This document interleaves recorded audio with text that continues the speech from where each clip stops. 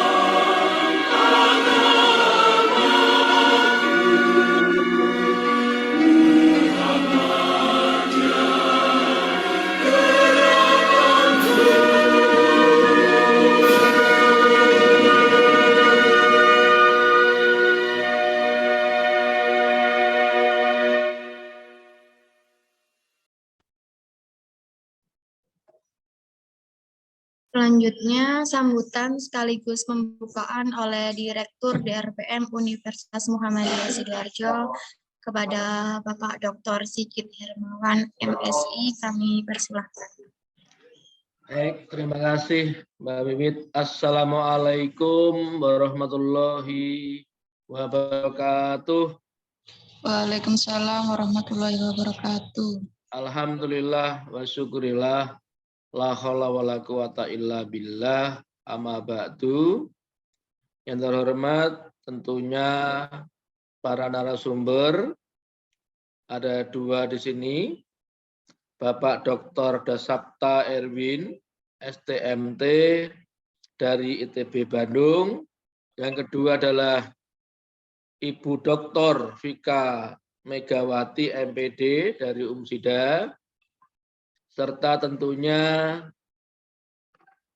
Bapak Ibu pejabat struktural di DRPM UMSIDA yang hadir di ruang Zoom ini. Ada Pak Mahardika selaku kasih jurnal juga publikasi ilmiah, serta ada Bu Indah Apriliana selaku kasih HKI dan Abdimas, serta juga Mbak Wiwit, serta para mahasiswa-mahasiswi yang pada siang hari ini akan mengikuti UMSIDA Annual Report, UMSIDA Annual Conference ya, untuk mahasiswa. Bapak Ibu semuanya dan juga para mahasiswa, riset ini dan juga Abdimas, inilah yang membedakan antara siswa ataupun juga yang belajar di tingkatan menengah atas dengan pendidikan tinggi. Ya. Atau kita mengenal dengan namanya catur dharma perguruan tinggi ya. Jadi tidak hanya mahasiswa itu belajar saja, tetapi juga harus melakukan yang namanya riset dan juga Abdimas dalam bentuk KKN kalau Abdimas, kalau riset dalam bentuk tugas akhir ataupun juga skripsi, tesis dan disertasi. Ya ini, dan juga satu lagi catur dharma yang keempat adalah yang dinamakan dengan AIK, Alisan Milik Muhammadiyahan. Nah, saudara semuanya, para mahasiswa-mahasiswa UMSIDA, riset itu bagi mahasiswa ada beberapa manfaat. Ya ini, nanti Anda yang sudah mau semester 5, semester 6, harus mengambil karya ilmiah ya atau riset-riset yang itu harus diselesaikan sesuai dengan bidang ilmu dan juga prodinya masing-masing. Apa manfaat dari riset ini? Apa benefit riset ini ya? Jadi ada beberapa saudara semuanya, paling enggak dalam catatan saya ada 5 ya. Ada 5 manfaat, 5 benefit mahasiswa yang melakukan riset ini. Pertama adalah kemampuan memecahkan masalah meningkat. Saudara semuanya, riset itu didahului dengan yang namanya masalah. Kalau nggak ada masalah, nggak usah riset. Sudah selesai semuanya. Ya ini saudara semua ya. Jadi riset itu karena adanya sebuah masalah. Ini saudara semuanya. Yang selanjutnya harus dipecahkan masalah tersebut. Ini ya. Dalam karya tulis yang dinamakan dengan rumusan masalah. Ya ini saudara semuanya. Nah, saudara semuanya, masalah ini dari mana datangnya? Ya kan? Datangnya adalah dari yang namanya riset gap atau senjangan penelitian. Ya ini. Misalnya yang baru-baru ini ada COVID, ya. Kemudian tetap harus bekerja, tetap harus belajar. Bagaimana caranya? Kan begitu ya. Ini sebuah masalah. Kemudian pemecahannya dengan melakukan namanya daring. Ya gitu ya semuanya. Nah, ini contoh bagaimana memecahkan masalah tersebut gitu ya ini saudara semuanya. Nah itu jadi akan terlatih mahasiswa manajemen, akuntansi, kesehatan, pendidikan. Ketika nanti kemudian ada sebuah masalah diangkat dalam sebuah riset penelitian, skripsi, maka akan meningkat kemampuan memecahkan masalahnya ya ini. Nah, sehingga saudara semuanya ada yang namanya tinjauan pustaka yang digunakan untuk memecahkan masalah sebagai landasannya. Ya ini. Yang berikutnya saudara semuanya adalah kemampuan berpikirnya meningkat, harus logis, harus sistematis. Ya ini semuanya. Maka di riset itu ada metode, ya, metode penelitian. Itu adalah langkah-langkah yang harus dilakukan mahasiswa untuk bisa menahapi, ya, apa step-stepnya biar bisa memecahkan masalah tersebut. Tetapi harus sistematis dan juga logis, gitu ya itu semuanya. Harus juga sesuai masuk akal, gitu ya ini. Jadi itu adalah manfaat yang kedua. Yang ketiga adalah semakin meningkat keahliannya, gitu ya ini. Misalnya di bidang teknik informatika, menekuni riset tertentu, maka akan meningkat kemampuannya. Teknik mesin, kemudian juga FAI, meningkat kemampuan secara keilmuannya. Ya ini. Yang keempat adalah bagaimana belajar mempertahankan pendapat. Ya ini. Jadi semuanya, kalau ada statement membuat sebuah pernyataan, ada rujukannya, ada referensinya. Ya ini semuanya. Ke siapa sih referensinya kan begitu. Kemudian juga ketika nanti diuji harus mempertahankan pendapatnya kan begitu ya ini. Jadi harus benar-benar sudah siap dan memahami mengapa ini dibuat sebuah statement. Ketika ditanya maka harus pandai atau bisa mempertahankan pendapatnya. Gitu ya ini. Dan semua yang terakhir adalah bagaimana melatih rasa tanggung jawab. Kenapa? Karena kan harus selesai ini ya. Jadi harus selesai skripsinya, selesai risetnya, maka harus tanggung jawab terhadap riset tersebut. Nah, sudah semuanya, kadangkala kemudian mahasiswa itu rugi ya, katakanlah sudah semester akhir, tinggal skripsi saja, kemudian tidak meneruskan. Ini yang kemudian seringkali juga saya temui mahasiswa bimbingan saya, gitu ya, aktif ketika kuliah, ketika skripsi. Nah, ini yang kemudian butuh tidak hanya hard skill, tapi juga soft skill. Apa itu? Mempertahankan juga bagaimana kemampuan untuk bertahan dalam penderitaan. Tanda petik ya, ini semuanya. Nunggu dosen, kemudian dicoret-coret sama dosen, kembali lagi, gitu ya, ini semuanya. Ini butuh semuanya soft skill. Daya tahan, bagaimana bisa bertahan dalam penderitaan. Gitu ya, semuanya ini. Sehingga nanti pada saat selesai kuliah, kerja, ini kemudian menjadikan sebuah mental yang kuat, itulah yang ini semuanya, dan juga bertanggung jawab. Dan semuanya itu dari saya pengantar untuk bagaimana nanti riset di masing-masing prodi di Umsika ini bisa lancar dan juga terselesaikan dengan baik dan juga dengan kaidah yang benar. Ya ini ya. Baik semuanya, terima kasih kepada para narasumber, pada moderator, Bu Indah, dan juga tentunya panitia semuanya yang terlibat, dan juga tentunya para mahasiswa ya. Diikuti dengan benar dan juga tentunya manfaat akan banyak gitu ya ini, sehingga dapat keberkahan semuanya ya. Baik semuanya dan juga para mahasiswa dengan bacaan basmalah, bismillahirrahmanirrahim, acara annual conference ini dengan ini saya nyatakan dibuka. Terima kasih. Sekian. Assalamualaikum warahmatullahi wabarakatuh. Waalaikumsalam warahmatullahi wabarakatuh. Terima kasih disampaikan. Untuk selanjutnya, mari kita simak bersama pemaparan materi yang akan dipandu oleh Ibu Moderator, yakni Ibu Indah Apriliana Sari, STMT. Kami persilahkan. Ya, baik. Terima kasih Mbak Wiwi. Terima kasih Pak Sigit. Saya mulai ya. Bismillahirrahmanirrahim. Assalamualaikum warahmatullahi wabarakatuh. Waalaikumsalam warahmatullahi wabarakatuh. Yang saya hormati Bapak Dr. Sigit Hermawan, selaku Direktur dari DRPM. Yang saya hormati Bapak dan Ibu narasumber, di sini ada Bapak Dr. Dasapta Erwin, dan juga Ibu Dr. Vika Megawati. Mohon izin, saya Indah Apriliana, insya Allah akan memandu acara ini dari awal hingga akhir. Ya, sebelum kita mulai diskusi kita dan juga menyimak materi dari kedua narasumber kita, alangkah baiknya kita perkenalan terlebih dahulu ya dengan narasumber kita. Oh ya, tetapi sebelumnya saya sapa dulu adik-adik mahasiswa di sini. Assalamualaikum adik-adik.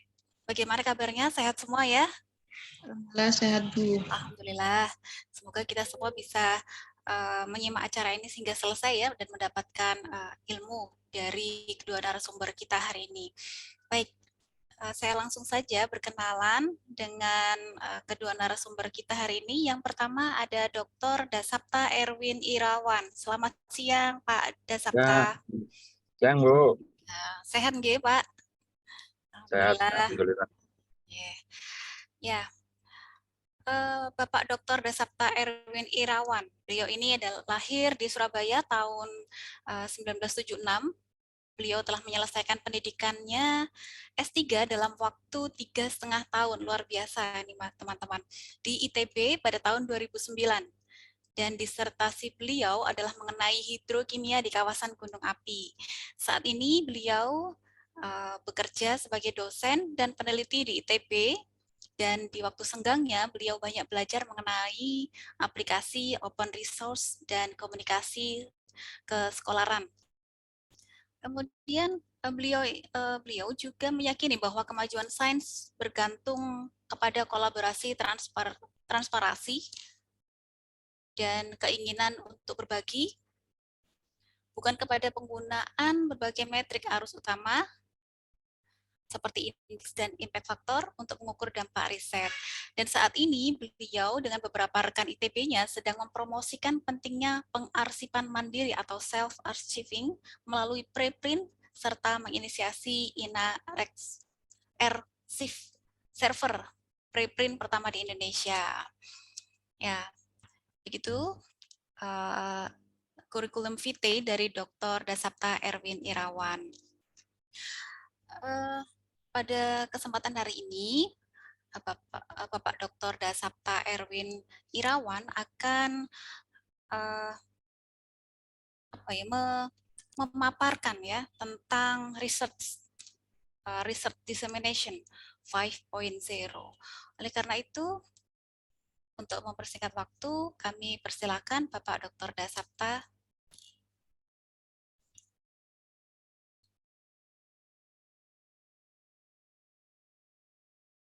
Baik, Ibu dan Bapak sekalian, adik-adik, terima kasih ini atas undangannya. Walaupun saya asli Surabaya, tapi belum pernah menginjakkan kaki ke kampus Umsida. Gitu. Jadi saya lahir di Surabaya tahun 76. Jadi kalau dihitung cepat aja umur saya sudah 46. Jadi mendekati 50 ini, jadi saya harus wajib hukumnya saya bicara itu lebih terus terang. Karena saya bukan tidak punya takut ya, tapi ya usia itu tidak ada yang tahu sampai kapan. Jadi kalau saya punya pemikiran, punya pesan, maka saya akan sampaikan sejelas dan selangsung mungkin begitu Ibu dan Bapak. Jadi mohon maaf sebelumnya kalau dalam penyampaiannya akan ada mungkin terutama nih Ibu dan Bapak dosen ini yang tersindir begitu ya, mohon maaf begitu. Saya sendiri dosen, jadi saya mencoba menyampaikan apa yang mestinya kita lakukan gitu. Juga pesan saya ini untuk adik-adik sekalian ya. Jadi mahasiswa, jadi saya sekarang ini memang lebih sering bicara seperti ini itu dengan mahasiswa yang mana menurut saya harus bicara ke usia yang sedini mungkin gitu ya. Bahkan saya sering juga bicara di anak-anak SMA begitu ya, berkaitan dengan pesan yang akan saya sampaikan ini. Jadi kurang lebih seperti itu. Nah, materinya itu sudah saya sampaikan ke Mas Dika ya, panitia sejak kemarin. Di chat itu juga sudah ada. Mas Dika mungkin bisa diulang linknya ya. Jadi saya akan share Iya, screen saja. sudah Bapak. Oke. Ya, Sudah mana di-share dengan Pak Mardika. ya, terima kasih. Nggak ada gunanya juga lihat muka saya terus-terusan. Jadi saya share sebentar ya. Baik, ini adalah halamannya. Nah, jadi memang saya tidak pakai PowerPoint, Ibu dan Bapak ya, adik-adik. Jadi saya pakai platform yang namanya Notion. Jadi ini tuh seperti apa ya, blog biasa begitu sebenarnya ya, website begitu. Jadi saya memang mengupayakan seluruh apapun yang keluar dari saya itu saya mengupayakan agar orang lain pun bisa baca. Apapun yang keluar dari saya, gitu ya. Mau materi kuliah itu sama juga saya taruh di website saya.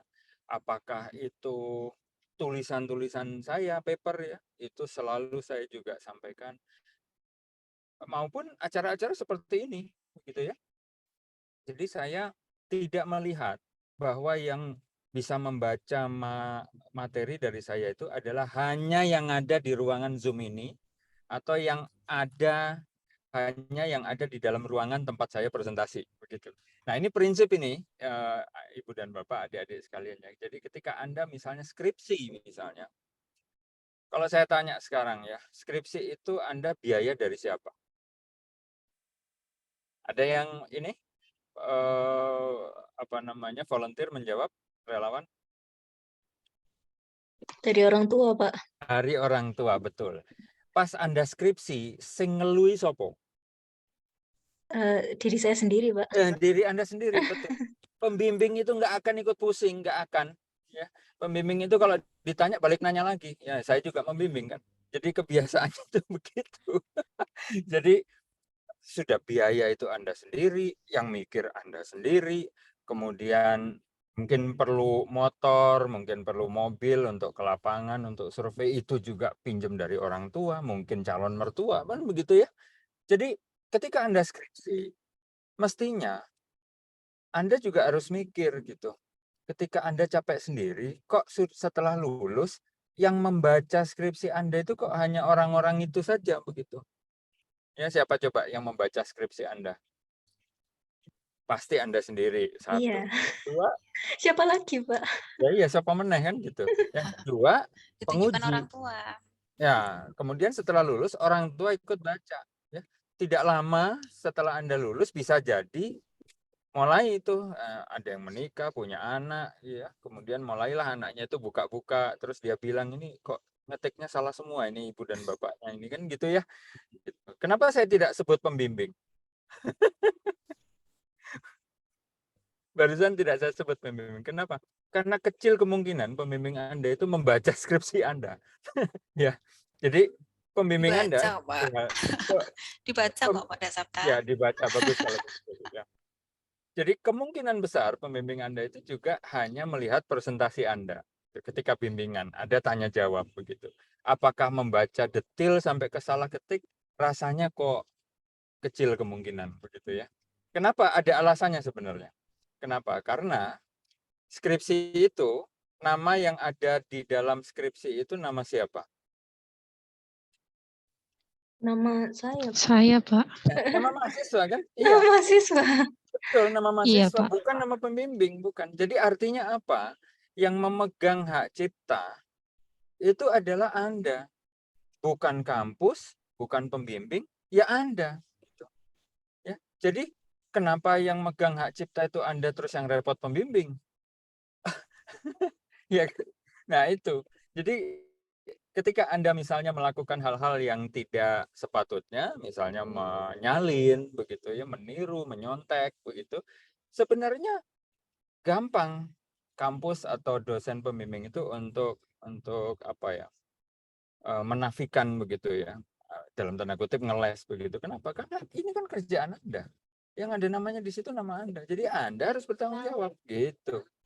Ya, jadi sekali lagi ketika Anda mengerjakan skripsi, itu skripsi Anda, bukan punya orang lain. Jadi Anda harus bekerja sebaik-baiknya, sejujur-jujurnya gitu ya. Nah, yang akan saya sampaikan ini berkaitan dengan skripsi. Ketika Anda itu lulus dengan berbagai upaya Anda, kok yang membaca hanya sedikit orang begitu, ya.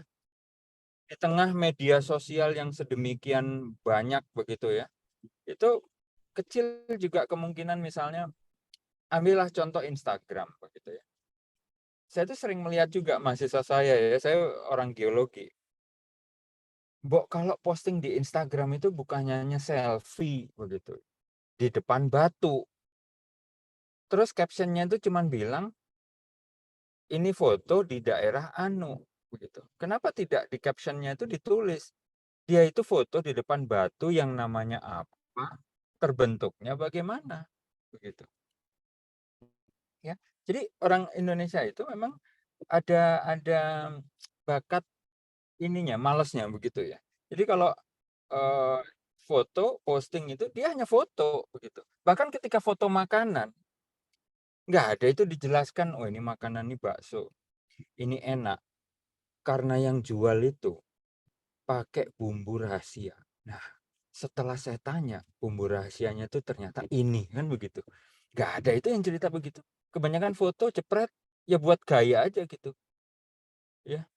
Nah, jadi tolong ini buat kita semua termasuk saya juga, ketika kita menggunakan komputer, menggunakan handphone begitu ya, bisa tidak kita itu menggunakan device itu ya, terutama kalau kita ada di dunia pendidikan, bisa tidak setiap klik dengan jempol kita itu bisa menghasilkan ilmu begitu. Ya, setiap klik dengan jempol itu harus menghasilkan ilmu. Nah, itu bagaimana caranya? Nah, yang akan saya sampaikan itu ini sebenarnya ya. Jadi yang ada di layar Anda itu adalah kenyataan yang ada saat ini. Ya, ketika yang namanya orang yang bekerja di perguruan tinggi, gitu ya, termasuk saya ini dosen, itu banyak yang sudah terbebani oleh hal lain, gitu ya. Dari masalah jabatan, masalah beban kuliah misalnya, beban administrasi begitu ya. Jadi akibatnya beberapa hal itu terkesan dikerjakan seadanya. Ya. Nah, jadi kita tuh selalu fokus, Anda misalnya untuk lulus di Umsida itu harus nulis di jurnal apa? Yang pasca sarjana mungkin bisa menjawab. Belum ada syarat ya. Jadi misalnya ya. Sinta 3 Pak minimal. Nah, itu. Minimal Sinta 4, Pak. Iya. Kalau saya tanya sekarang, itu urusan substansi atau urusan administrasi?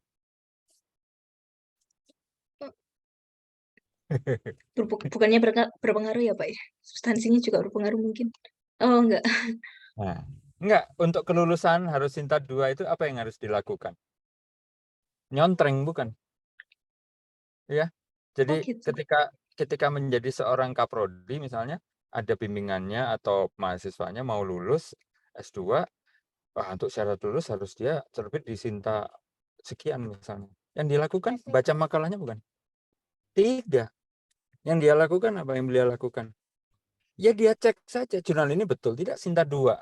Kalau betul dicontreng, Anda bisa sidang, Anda bisa lulus. Selesai. Substansi atau administrasi kalau saya tanya? Kalau buat kaprodi berarti administrasi Pak. Administrasi. Ya. Jadi banyak hal yang sebenarnya kita itu merasa itu substansi, tapi sebenarnya lebih banyak administrasinya, gitu ya. Nah, jadi tolong yang seperti ini juga mari kita sadari bersama, gitu. Misalnya untuk profesorship misalnya saya itu sudah usia 46 tapi belum ke guru besar, saya baru ngurus ke lektor kepala, gitu ya. Jadi sebagai lektor kepala itu juga sama. Yang dibutuhkan itu sebenarnya administrasi. bahwa saya untuk bisa menerbitkan makalah itu harus mikir, oh betul itu substansi. Tapi ketika saya mengajukan permohonan untuk naik pangkat, sebenarnya itu penuh dengan contrengan sebenarnya. Ini oke, ini enggak, kurang Pak Erwin begitu ya. Terus yang ini sudah oke Pak. Nah, seterusnya begitu. Nah, jadi intinya kita itu selalu akan dikejar oleh urusan administrasi. Ya, jadi itu penting itu untuk kita camkan bersama gitu ya. Nah, sekarang luaran riset aja gitu ya. Arus kuat ada arus lemah. Ya. Yang arus kuat itu biasanya jadi syarat lulus yang tadi saya sampaikan, gitu ya, atau kenaikan jabatan. Ya, makalah itu harus terbit di jurnal tertentu atau mungkin dipresentasikan di seminar yang seperti apa spesifikasinya misalnya, begitu ya. Nah, pro-nya apa? Dapat pengakuan akademik, ya kan? Ada gengsi gitu. Makanya ketika Anda sebagai mahasiswa ya melihat tiba-tiba ada selebaran atau ada poster begitu di kampus. Selamat Bapak ini telah menerbitkan artikel di jurnal Q1 misalnya gitu. Nah, itu pengakuan akademik itu. Pengakuan bahwa itu bergengsi bisa menerbitkan artikel di jurnal tertentu gitu ya. Nah, tapi kontranya apa? Kontranya adalah ketika Anda semua di sini mahasiswa, ketika Anda hanya menulis artikel di jurnal, yang baca siapa kira-kira? Yang nyari, Pak. Yang nyari itu kira-kira siapa? Ya, penulisnya aja. Loh, Paling masa yang nyari? yang nyari Peneliti paling lainnya. cuman mahasiswa yang membutuhkan aja, Pak. Nggak Nah, semua mahasiswa membutuhkan. atau mungkin kolega Peneliti dosen, lainnya. gitu ya. Jadi teman-teman dosen peneliti lagi. Jadi yang membaca artikel Anda itu adalah teman-teman Anda sendiri sebenarnya. Baik dalam arti sempit atau dalam arti luas sesama mahasiswa atau kalau saya ya sesama dosen begitu. Jadi audiensnya sempit sekali. Nggak ada tiba-tiba Anda lihat sambil nunggu bus begitu ya. Ada orang baca, Anda tanya Pak baca apa? Oh saya lagi baca jurnal. Nggak ada. Nggak ada. Anda ketemu di terminal begitu, Anda tanya baca apa Pak? Baca jurnal nggak ada. Ya, jadi tidak ada orang normal baca jurnal gitu. Yang baca jurnal itu hanya orang yang tidak normal yang lain gitu ya, yang membaca artikel yang ditulis oleh kita begitu. Nah, jadi audiensnya sempit gitu ya. Jadi kalau Anda hanya menghasilkan luaran artikel di jurnal, seminar, maka yang nonton itu ya hanya orang-orang itu saja sempit begitu. Kalau Anda presentasi tentang hukum, yang nontonnya hanya anak hukum aja, nggak akan ada anak mesin nonton. Kecuali pacarnya mungkin begitu ya. Nah, kemudian arus lemah. Nah, ini ada lagi. Luaran arus lemah itu biasanya bukan jadi prioritas. Contoh, bikin blog. Kalau saya tanya sekarang, ada tidak di antara mahasiswa ini yang punya blog? Ada, Pak, banyak. Banyak. Aktif tidak? Beberapa aktif, beberapa nganggur. Oke. Ya. Buat yang aktif, apa yang Anda tulis di situ? Itu, Pak, kalau yang aktif itu Ya. biasanya kalau teman saya ya, Pak, ya yang aktif. Ya. Itu ini kayak kajian-kajian dakwah atau apa Oh gitu. ya, ya. Ya, artinya apa? Semua itu bisa ditaruh di blog. Anda skripsinya, kenapa tidak Anda taruh di blog? Iya kan? Anda misalnya sebagai mahasiswa presentasi sebagai mahasiswa nih ikut event apa misalnya student chapter Asosiasi Ahli Hukum Indonesia misalnya begitu ya. Kenapa tidak dimasukkan di blog? Ya. Jadi blog itu menurut saya adalah profil pribadi. Anda ngapain selama tidak melanggar hukum, ya di situ tempatnya. Ya, ini ada blog sains ini. Nah, ini kalau Anda klik bisa ya. Jadi Anda silakan mengklik sendiri-sendiri sambil nonton karena saya lihat banyak yang ada di ruangan. Jadi mestinya mengikuti acara ini dari laptop ya. Silakan diklik ya satu-satu. Kemudian media sosial ya. Itu media sosial itu banyak loh yang memakai media sosial untuk ceramah. Banyak. Di luar negeri itu sangat biasa orang nonton ceramah terus dia bikin thread entah di Instagram atau di Twitter, utas ya thread itu yang Twitter yang pesan yang berseri begitu ya. Banyak. gitu. Di kita nggak ada. Nggak ada, hampir nggak ada saya lihat, ada seminar di dalam negeri, terus saya melihat laporan isi dari itunya, isi dari artikelnya itu ada di tweet itu, begitu ya. Ini ada yang resen ya, bisa bisa itu bersuara?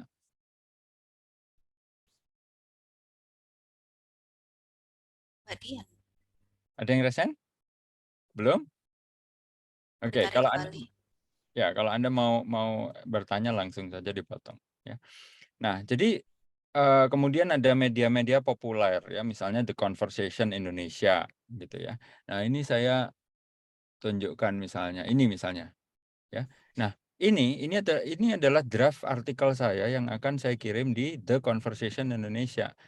Ya, ini platform penulisannya sendiri ada di situ. Ya, jadi ini saya kasih bocoran aja sebentar lagi terbit. Ya, jadi ini cara kami menulis di The Conversation Indonesia. Gitu ya. Kemudian media Indonesia ya, kalau di ITB itu kami punya kerjasama dengan media Indonesia gitu ya untuk apa mempopulerkan hasil penelitiannya. Nah, cuman ada kontranya itu kalau kita misalnya nulis di koran, nulis di blog, seringkali itu terjebak kepada opini pribadi. Nah, tadi sudah disampaikan oleh Pak Sigit, bagus sekali. Yang namanya argumentasi ilmiah itu harus didukung oleh ini data, ya, data analisis begitu ya, baik itu data Anda sendiri, analisis Anda sendiri, atau Anda merujuk kepada data atau analisis orang lain gitu. Nah, seringkali kalau kita nulis di blog itu bisa saja terjebak oleh opini pribadi. Jadi Anda mikir sendiri aja semaunya sendiri begitu ya. Nah, itu tidak boleh. Ya, itu yang mengakibatkan itu bedanya antara orang yang memang sekolah di hukum misalnya dengan orang yang mengaku sebagai pengamat hukum gitu ya. Nah, jadi itu bedanya. Nah, setelah lihat gambar yang di atas tadi, seharusnya bagaimana sih Pak Erwin? Seharusnya tuh ya ini mendekatkan ilmu Anda pada level apapun, apakah mahasiswa S1, S2, S3, maupun sudah dosen, sudah guru besar, pada level apapun, kewajiban kita ini harus mendekatkan sains kepada masyarakat. Itu kewajiban, substansi, gitu ya, substantif. Nah, jadi di sini saya sudah pernah bikin tulisan, nih blog saya ini. Ya, saya nulis di sini. Ada yang nulis blog sepanjang ini? Tuh, ya. Jadi saya sejak 2007 kalau Anda lihat di sini ya, di panel sebelah kanan ini, Anda lihat tuh 2004 bahkan mulai aktif tuh 2007. Sudah berapa lama usia blog saya? Lama sekali. Jadi ada akumulasi pengetahuan yang saya sudah tumpahkan ke blog itu. Urusan ada yang baca atau tidak, nah itu urusan kita juga untuk mempromosikan. Begitu ya. Nah, jadi di sini Anda bisa mengklik apa namanya berbagai hal yang saya sampaikan. Nah, ini ada yang menarik di sini. Nah, ini contoh saja. Ini adalah buletin LPPM di kampus saya, gitu ya. Jadi kalau ini dibuka, begitu ya. Nah, ini ada cerita pendek-pendek begitu. Hasil riset tuh cuma 2 halaman, begitu ya. Tuh pendek. Nah, setiap ada judul baru, nah itu isinya. Ya kan cuma 1 halaman bolak-balik begitu. Nah, ini juga bisa ini diterapkan. Dan yang seperti ini juga kami tidak dari dulu, ini juga mungkin 3 tahun, 4 tahun ke belakang begitu ya. Nah, ini kalau misalnya Umsida bisa mengembangkan dengan cara yang lebih maju lagi, ya tidak ada masalah begitu. Ini kan masalah kreativitas begitu ya. Dan kreativitas itu bukan hanya milik dosen, tolong diingat-ingat ya, mahasiswa itu juga punya beban untuk kreatif. Nah, di sini komunikasi sains itu adalah kunci gitu. Kunci untuk apa? Untuk menyampaikan ilmu kepada masyarakat. Misalnya ya, bidang saya geologi. Bagaimana agar orang itu bisa paham? Ternyata bumi itu mengandung air di bawah tanah, tapi tidak di semua tempat sama gitu.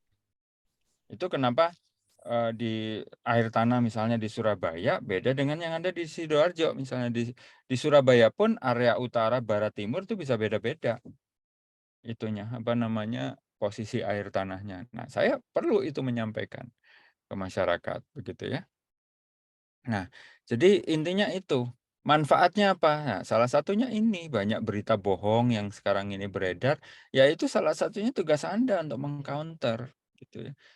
Yang tahu ilmunya misalnya, nggak usah jauh-jauh, misalnya di WhatsApp grup keluarga, ada, mungkin nenek Anda atau kakek Anda menyampaikan berita dari tempat lain, begitu ya. Anda kalau tahu ilmunya, ya luruskan, begitu.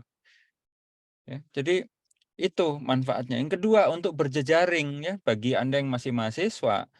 Oh, ini caranya ini, kalau Anda mau berkenalan dengan orang lain, yaitu lewat media sosial, itu sudah gampang sekali. Jadi sekarang itu sudah nggak, bukan zamannya Anda ketemu orang, kenalan, ngasih kartu nama, ya mungkin dosen begitu. Nggak begitu. Sekarang ini sudah, orang itu bisa meng-Google nama Anda sendiri, begitu. Nah, kalau misalnya profil Anda baik, maka ter-Google muncul kan begitu ya. Nah, dari situ kemudian memunculkan minat, gitu. Nah, saya kasih contoh ini. Saya kasih contoh. Nah, saya itu di waktu senggang itu juga gambar. Nah, saya gambar, kemudian saya taruh di Wikimedia. Saya upload di Wikimedia, ya, grupnya Wikipedia. Ya, gambar yang ini tadi itu bisa Anda download di Wikimedia, gitu. Ya, ini kok sudah banyak, dan ini sebagian saja koleksi saya yang saya taruh sini, gitu ya. Misalnya ini saya gambar ya, ada Tugu Pahlawan, ada lambang Surabaya begitu, saya modifikasi. Jadi kalau sains itu sekarang terjebak di antara industri, komersialisasi dan seterusnya begitu ya.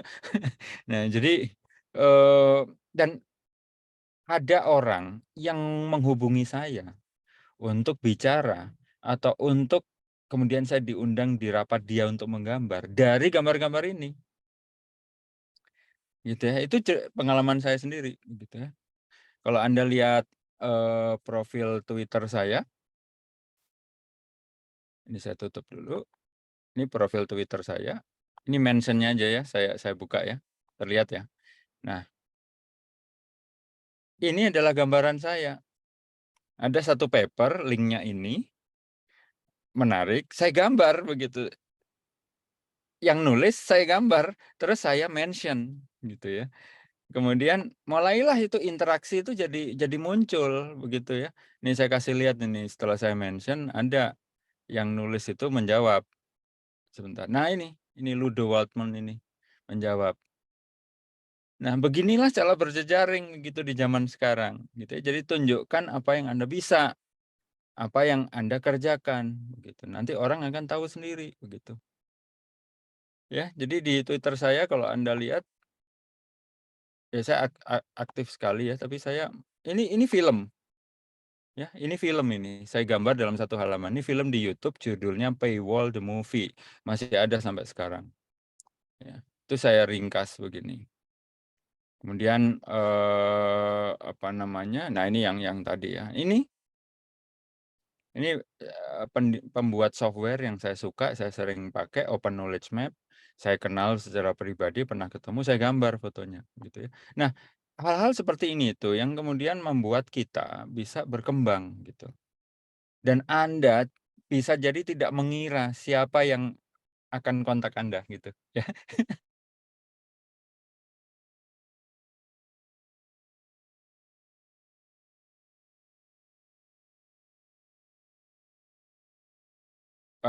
Style aja ini ya, saya undang orang untuk bicara, karena saya nggak ngerti ilmunya itu tentang apa, begitu. Nah ini sesama dosen dari kampus saya, begitu ya, bisa ditonton. Kemudian setiap presentasi saya, diminta atau tidak, ya, saya rekam. Kalau ada rekamannya saya minta, saya upload, begitu. Ya, nah ini presentasi saya di tempat lain ya tentang bahwa komunikasi sains itu adalah kunci, gitu. Nah, kalau Anda misalnya bertanya, "Pak Erwin, sebenarnya gimana sih cara menuliskan, komunikasi sains yang baik?" Begitu ya. Sebenarnya rumusnya tidak ada, begitu ya, tidak ada yang khusus gitu. Ini rumus jurnalistik aja. 5W1H itu ya. Jadi siapa yang melakukan, apa yang Anda lakukan, kenapa dilakukan, kapan, di mana, bagaimana caranya Anda melakukan itu. Sudah, ini saja. Tuliskan di dalam blog Anda. Gitu. Jadi ketika Anda misalnya berhasil presentasi di satu acara misalnya, itu Anda jangan cuman memamerkan statusnya begitu ya. Misalnya begini yang sering saya baca, alhamdulillah paper kami sudah terima di jurnal ini. Terus linknya ini, udah. Itu sebenarnya buat saya bukan promosi, itu sebenarnya hanya pamer begitu ya. Kalau dia ingin promosi, maka diceritakan isinya. Pendek saja begitu. Apalagi kalau papernya dalam bahasa Inggris. Jadi saya nggak terlalu ya biasa aja gitu melihat kolega, oke, dia menulis di jurnal bagus, ya sudah, terus so what begitu. Ya, jadi kalau Anda ingin berjejaring, ceritakan isinya begitu ya. Ini sebenarnya sindiran untuk para dosen juga ini. Nah, ya karena dosen seringkali begitu Ibu dan Bapak ya. Jadi kalau menerbitkan artikel itu cuman pamer judulnya, terbit di mana, statusnya Q1 atau Q2 gitu. Itu saja yang disebarkan, isinya nggak diceritakan begitu ya. Jadi mari kita rubahlah sifat-sifat seperti itu. Nah, jadi utamakan menjelaskan manfaatnya. Jadi ketika Anda misalnya membuat sesuatu dalam skripsi Anda, manfaatnya itu untuk apa? Untuk siapa? Begitu ya. Kemudian bilang, karena ini skripsi dananya terbatas, maka ada keterbatasannya. Ceritakan, kami tidak tahu kalau sudah ditanya seperti itu, bagian yang itu kami tidak tahu karena kami dananya terbatas, misalnya begitu. Ya, dan seterusnya. Nah, satu lagi ini, ketika Anda memberikan misalnya Anda presentasi, bukan hanya PDF-nya misalnya Anda upload kemana, ResearchGate misalnya, atau ke Akademia misalnya, tapi juga Anda berusaha menyediakan fitur untuk memberikan komentar gitu. Nah, komentar itu juga jarang dilakukan oleh masyarakat Indonesia gitu untuk konten-konten ilmiah begitu ya. Kalau konten-konten pengamat begitu, wah langsung Pak, kasus ini meledak, wow dikomenin begitu rame. Tapi kalau ada orang memberikan paper ini isinya tentang ini, minim itu komentar. Ya. Nah ini beberapa contoh bisa Anda putar, kemudian ini ada contoh juga akun-akun blog dan Instagram yang bisa Anda tiru begitu ya, untuk ya melakukan komunikasi sains begitu. Dari saya itu. Baik, terima kasih Pak Dasapta atas materinya dan sekaligus memberikan motivasi ya, Dan khususnya sindiran. bagi saya. Motivasi atau sindiran tadi banyak, tapi saya juga tersindir Pak tadi Pak. Sekaligus memotivasi, oh berarti nanti kalau mau buat status harus lengkap ya Pak ya, ada 5W 1H gitu ya. Ya, kalau di Instagram kan bisa panjang ya, Pak. Ya. Kalau di WhatsApp cukup fotonya saja Pak ya. Nah, itu. Ya, terima kasih Pak Dasapta. Jadi Pak Dasapta ini tadi saya ringkas ya teman-teman. Pak Dasapta tadi menyampaikan bahwa ketika nanti Anda telah selesai ya mengerjakan skripsi ataupun kegiatan apapun yang Anda lakukan, jadi tidak hanya dipublish di jurnal yang bereputasi, tetapi Anda juga bisa mempublishnya di media massa yang lain ya. Bisa di Instagram, blog, dan menceritakan apa yang sudah Anda lakukan. Supaya apa? Supaya pembacanya lebih banyak. Kalau jurnal, yang membaca mungkin hanya kalangan yang tertentu yang membutuhkan data Anda saja, tapi kalau IG, ya mungkin teman Anda lebih banyak ya di situ, dan kemudian lewat di depan di apa tuh namanya, real story gitu ya. Jadi banyak yang membaca, jadi lebih bermanfaat. Itu singkat ceritanya dari materi Pak Dr. Dasapta. Terima kasih Pak atas motivasi dan materinya. Nanti untuk tanya jawab di akhir sesi ya teman-teman. Kita lanjutkan ke pemateri kedua yaitu Ibu Dr. Vika. Ibu Dr. Vika Megawati SPD MPD. Beliau ini lahir di Kota Pasuruan pada tahun 1988. Beliau telah menyelesaikan pendidikan S3-nya di Universitas Negeri Malang pada tahun 2021 pada program studi pendidikan bahasa Inggris. Ya, beliau ini merupakan salah satu dosen tetap di UMSIDA pada program studi bahasa Inggris. Pengalaman menulisnya sudah banyak tentunya ya. Sejak tahun 2016 hingga 2021. Dan kemudian beliau juga aktif melakukan presentasi seminar dalam bahasa Inggris hingga ke kota Bangkok. Dan beliau juga merupakan reviewer dari 4 jurnal nasional. Sebelumnya, Beliau juga pernah mendapatkan penghargaan atas keahliannya yang salah satunya mengenai tata kelola jurnal berpotensi terakreditasi di Kota Medan. Kita sapa dulu Ibu Dr. Vika Megawati. Selamat siang Bu Dr. Vika. Sehat Bu Dokter? Alhamdulillah, selamat siang Bu Indah, terima kasih. Ya, Sudah jelas ya Bu suara saya? oke, sudah jelas. Terima Ya, kasih. teman-teman, kita simak ya materi dari Ibu Dr. Vika Megawati. Monggo Ibu Vika. Baik, terima kasih. Assalamualaikum warahmatullahi wabarakatuh. Selamat siang semuanya. Yang kami hormati Bapak Direktur DRPM Umsida, Bapak Sigit. Yang kami hormati Bapak Dr. Dasapta Erwin Irawan. Selamat siang Pak, salam kenal juga dari saya. Pertama kali bertemu dan berkolaborasi. Ya, baik.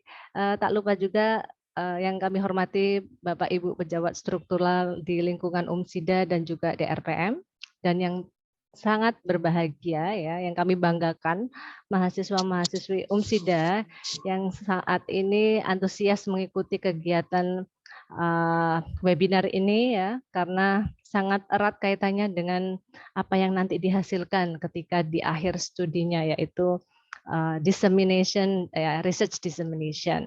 Baik, untuk memulai kami izin share screen dulu. Bismillah.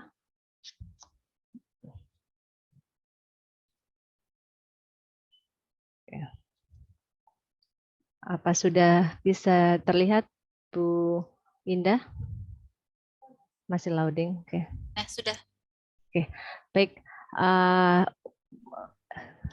ini adalah tema yang akan saya bawakan ya, English for Research Dissemination, is it important? Jadi ini lebih agak teoritis dan juga praktis ya, karena di sini kita membahas apa sih pentingnya belajar bahasa Inggris untuk diseminasi riset. Apakah perlu ya, misalnya ada pertanyaan begitu, terutama bagi mahasiswa level S1 yang tidak mempelajari bahasa Inggris secara kontinu ya. Jadi mari kita simak pemaparannya untuk selanjutnya. Oke. Di sini ada 5 poin penting yang akan saya sampaikan. Yang pertama yaitu apa sih research dissemination, English in research dissemination, dan skill yang perlu kita fokuskan ya di dalam bahasa Inggris ketika ingin mendiseminasikan penelitian atau hasil abdimas kita. Dan terakhir yaitu reflection. Oke, research dissemination. Why should we disseminate our research ya? Kenapa sih harus mempublikasikan research kita ya, to ensure that the conducted research has a social, political, educational, or economical impact. Jadi untuk mengetahui apa yang sudah kita lakukan, apa yang sudah kita teliti, apakah memiliki impact ya bagi lingkungan sekitar ya, baik itu di bidang sosial, politik, edukasi ataupun ekonomi. Ya, jadi seberapa jauh sih impact-nya, tadi sudah disinggung sebelumnya oleh Pak Dasapta. Siapa sih yang baca riset kita, apakah memiliki impact yang berkelanjutan atau hanya sekedar dibaca saja.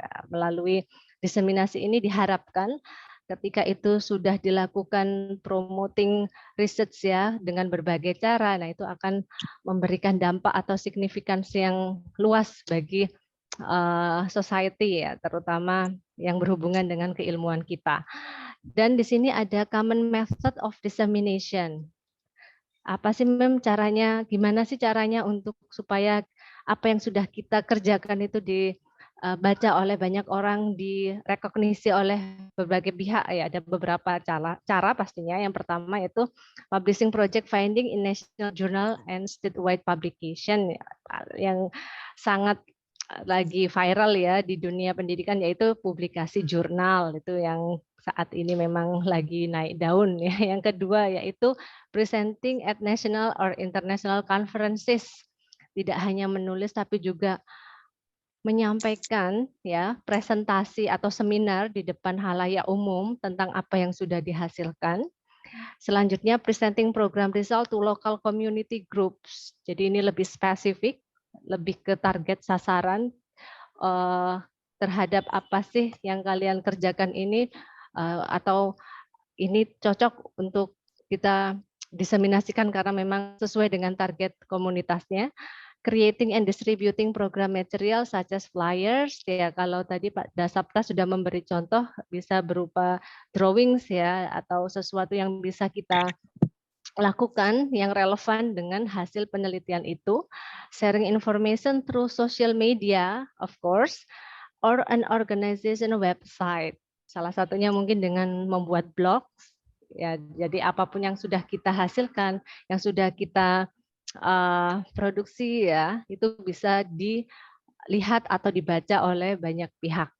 Dan publishing information in the local newspaper dan sebagainya masih banyak. Ini hanya sebagian saja sebagai gambaran kalau sebenarnya teman-teman studi di kampus itu tidak hanya mengerjakan skripsi and stop, it's over, tidak ya, tapi harus berkelanjutan dari apa yang dikerjakan itu. Ada nggak dampaknya, ada nggak manfaatnya? Ya, jadi itu yang diharapkan bagi kita semua selaku prodi ataupun dosen pembimbing ataupun ya berbagai stakeholder yang sudah terlibat di dalamnya. Kemudian English in research dissemination, penting tidak? Ya, saya pengen menyapa, mungkin dari sini bisa open mic. What do you think? Is it important to learn English, Mbak atau Mas? Silakan. Open mic. What do you think? Tentu penting karena Oke.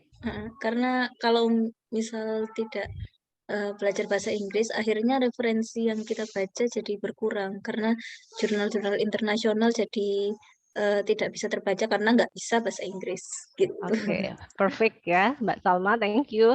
Ini kita tampung dulu ya. Jadi pentingnya menurut Mbak Salma itu karena itu mempengaruhi apa yang nanti kita akan baca. Ketika kita bisa bahasa Inggris, kita bisa lebih banyak membaca references untuk apa tulisan kita atau produk kita nantinya. Oke, yang lainnya mungkin dari male students, silakan. One more, satu lagi. Do you think that English is important for you? Come on. Only Mbak Salma. Yang lainnya pasti punya ide yang lainnya. Saya yakin itu semua. Silakan. Mungkin masih malu ya. Oke. Ya, baik. Terima kasih Mbak Salma. It's a very great answer ya. Ketika kita bisa menguasai salah satu bahasa internasional di dunia yang dipakai oleh most of the people in the world, otomatis itu menjadi jendela kita ya. Sepertinya dunia ini luas dan dekat dengan kita. Kita bisa tahu, oh ternyata seperti ini, kita bisa baca references, kita bisa menulis, kita bisa merespon, kita bisa berkomunikasi dengan orang dari manapun ya. Jadi bukan hal yang sulit ya untuk mengenal cross cultural ya. Jadi antar bangsa itu bukan hal yang sulit lagi ya, apalagi untuk bertukar ide. Nah, jadi penting, kesimpulannya adalah it's very important ya, karena sebagai international language in the world. Yang kedua, English as a world language in Indonesia. Tapi karena usersnya itu tidak semuanya menggunakan bahasa Inggris, ini yang mungkin menjadi challenges ya, mungkin yang menjadi tantangan kita sebagai guru ataupun students ya, sebagai English as a foreign language users in Indonesia. Jadi nggak semuanya memakai bahasa Inggris sehingga ada keterbatasan tertentu yang membuat kita mungkin kurang lancar atau tidak ada teman untuk sharing di dalam negeri atau di lingkungan kampus sendiri ya, atau yang jurusannya bukan bahasa Inggris, sangat jarang sekali menggunakan bahasa Inggris. Okay, and then the next, the significance of research dissemination as output. Nah, pentingnya yang selanjutnya yaitu ketika teman-teman ingin menulis artikel jurnal ya khususnya, itu kan ketika ingin bebas dari skripsi harus menulis artikel yang publish di jurnal Sinta 1 atau Sinta 2. Nah, itu sebagian besar menggunakan bahasa Inggris artikelnya. Jadi dengan kemampuan ini bisa sebagai modal bagi mahasiswa untuk mengambil bagian. Oke, saya harus pelajari bahasa Inggris karena nanti tagihannya adalah luarannya Sinta 1 atau Sinta 2 atau International Journal. Itu sangat memotivasi kita ya untuk lebih tahu bagaimana bahasa Inggris itu digunakan dalam konteks akademis. And then the next, kemudian apa sih yang harus dipelajari yang bisa membuat kita lancar untuk diseminasi ya. Kalau saya bisa rangkum ada 2 hal, yaitu productive skills, speaking and writing. Speaking yang bagaimana, Mem? Apakah hanya ngobrol biasa? Beda ya, karena ini levelnya adalah academic context, jadinya ya speaking skill-nya berupa public speaking. Public speaking, kenapa? Karena nantinya teman-teman ketika dituntut untuk publikasi, kemudian sharing ideas di seminar, otomatis harus ngomong di depan banyak peserta ya di forum itu. Otomatis tidak diharapkan nanti nervousnya muncul berlebihan ya, tapi ya santai aja, confident, menyampaikan apa yang sudah dihasilkan di risetnya. Kemudian writing di sini adalah academic writing yang tentunya memiliki ciri khas yang beda dengan writing yang lain. Jadi seperti itu teman-teman. Public speaking and academic writing. Oke, kita lanjut. Barangkali ada yang ingin ditanyakan juga silakan bisa raise hand atau open mic. The principle of public speaking, ya paling tidak di sini kita bisa menyimpulkan kalau public speaking itu merupakan soft skills ya, di mana kita bisa berinteraksi dengan para participants di suatu forum. Ya, tidak ada rasa takut yang berlebihan apalagi ketika mempresentasikan menggunakan bahasa Inggris. Nah, itu merupakan salah satu karakteristik di mana apa yang kita sampaikan itu berhasil dalam forum conference misalnya. Kemudian ada 5 hal yang di dalam public speaking itu ada communicator, di mana itu adalah kita sendiri sebagai pembawa pesan ya. Message itu adalah apa yang dipresentasikan.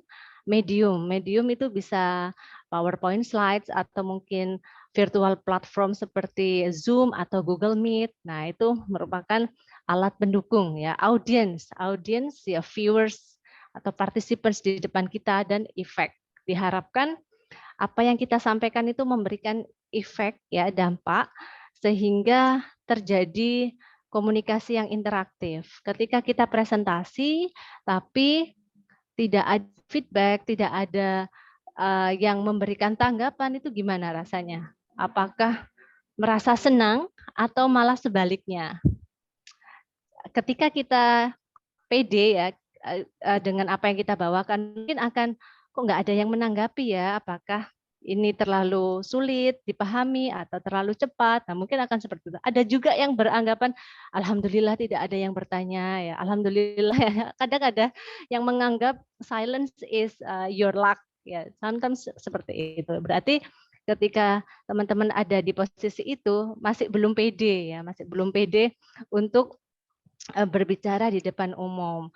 Nah, itu perlu ada latihan tersendiri sehingga kita bisa santai dalam menanggapi pertanyaan ataupun sanggahan ketika ada di depan forum. Oke, yang selanjutnya adalah tips ya, tips ketika kita mempresentasikan di depan forum, terutama apa yang teman-teman hasilkan di penelitiannya, yaitu maintain eye contact.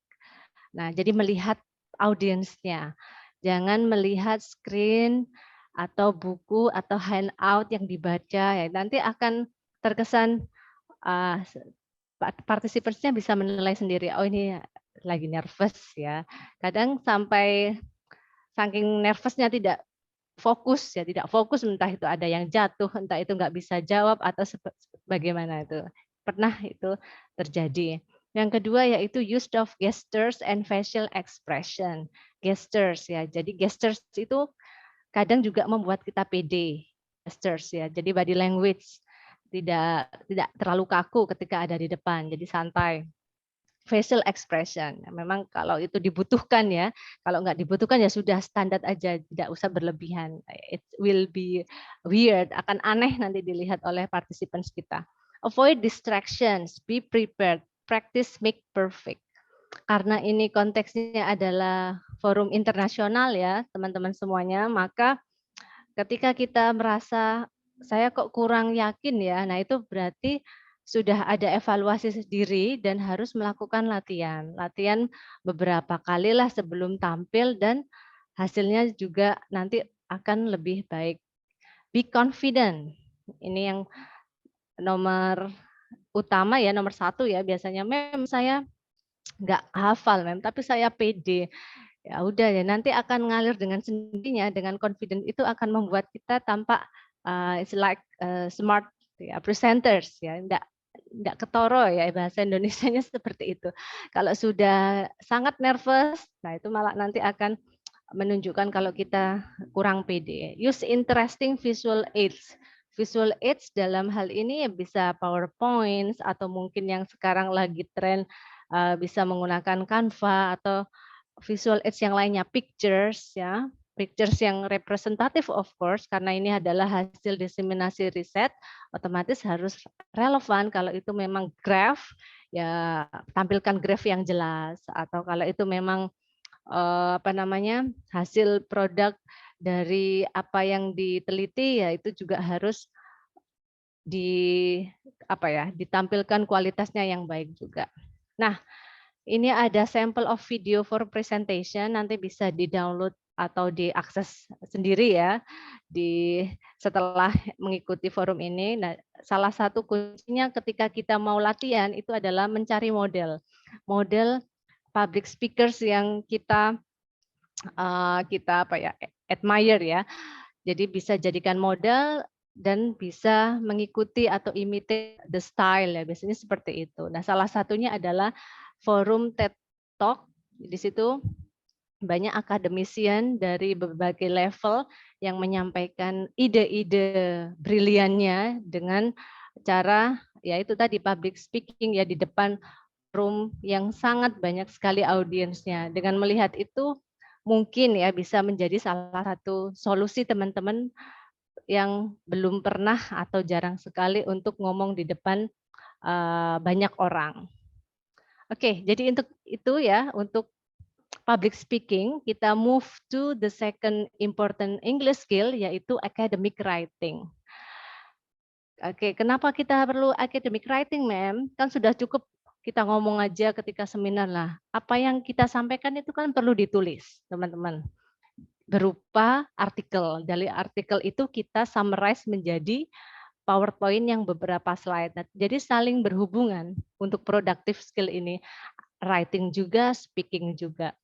Nah, untuk academic writing, hal-hal yang perlu dicermati adalah sebagai berikut. Wait a minute. Oke. Sorry.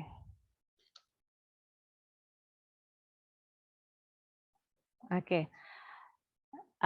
Academic writing, pastinya ketika kita ingin menulis artikel, ya baik itu untuk proceeding atau untuk jurnal, kita perlu melihat author guideline-nya, seperti apa sih template-nya, seperti apa sih yang diinginkan oleh editor, seperti apa sih layout tampilannya. Nah, seperti yang kita ketahui, standarnya ketika kita menulis, yaitu muncul seperti ini gambarnya ya, title, judul, abstrak, keywords, kemudian main text, ya ada nggak introduction, method, research, and discussion, baru kemudian conclusion. Di samping itu ada juga figures, tables, and references. Itu yang muncul ketika kita membaca sebagai readers. Namun ketika kita menulis, apakah kita harus start from the very beginning points? Apakah memang aturannya harus kita tentukan judul dulu? Nah itu mungkin ya yang bisa kita pelajari. Ternyata jawabannya adalah tidak. Kita bisa memulai dari manapun ya. Dan di sini saya kutip dari Elsevier. kalau ketika kita mau menulis suatu manuskrip, kita bisa start dari figures and tables, di mana itu didapatkan dari data kita. Ya. Intinya yang penting satu, tahu datanya. Kita mau menyampaikan apa sih ya di paper kita. Nah, ketika kita sudah paham sekali dengan data itu, nah itu baru bisa move on to the other parts. Methods. Method ini juga bagian sangat penting karena di situ ada instruments, ada design, ada participants ataupun population sample and so on. Kemudian menuju results. Ya, result berarti combining the figures and tables in results. Temuannya apa? Baru kemudian discussion.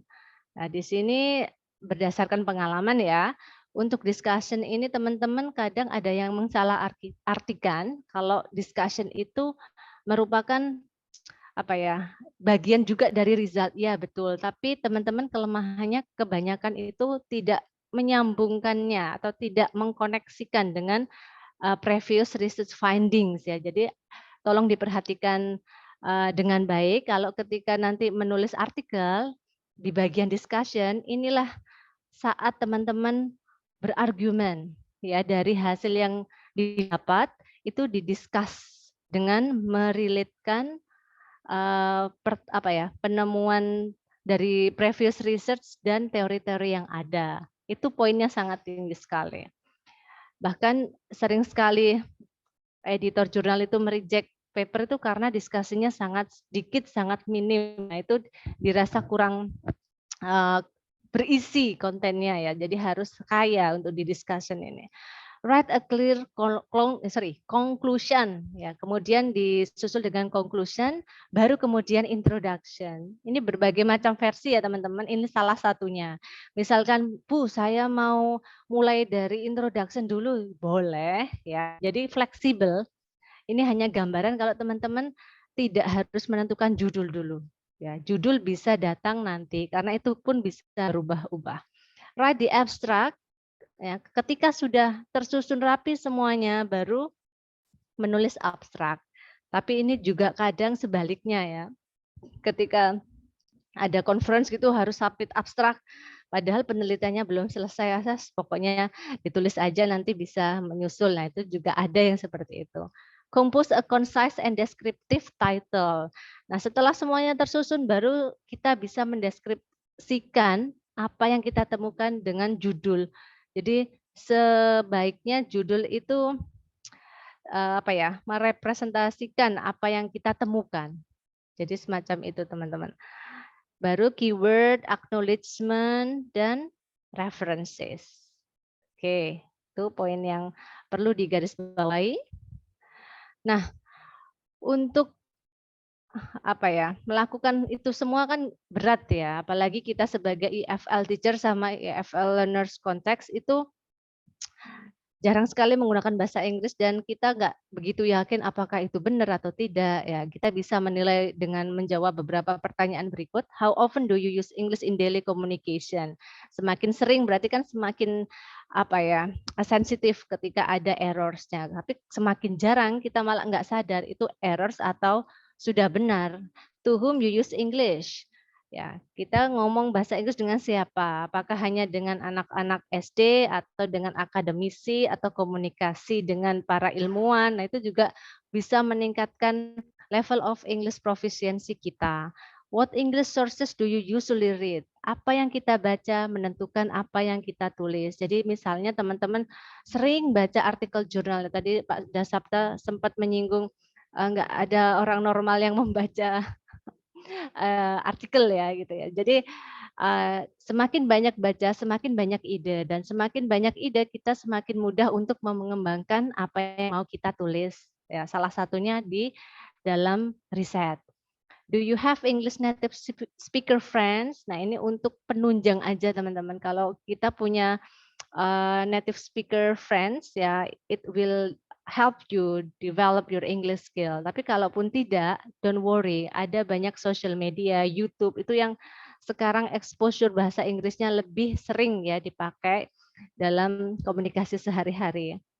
Do you feel confident when you are communicating with English? Nah, ini confidence ya. Ternyata confidence ini juga kunci. Ketika kita confidence, meskipun agak salah dikit-dikit, nah itu nggak masalah. Anak yang pede itu biasanya pokoknya berani. Nah, nanti kalau salah pasti bisa kita improve ya. Nah, itu harus ditanamkan sejak awal ya dalam penggunaan foreign language.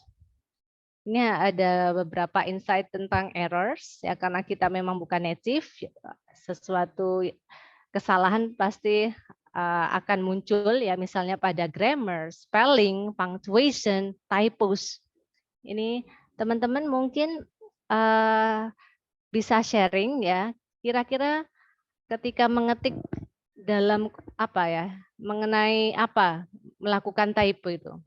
Ada yang mau on mic, silakan.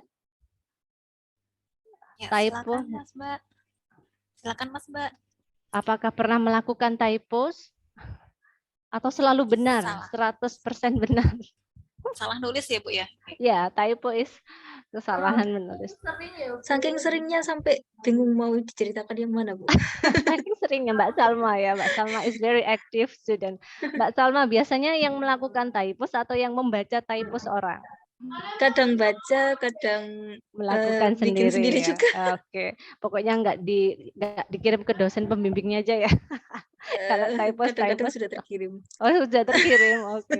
Nanti ada correction ya, biasanya dikasih tanda pagar atau tanda bintang.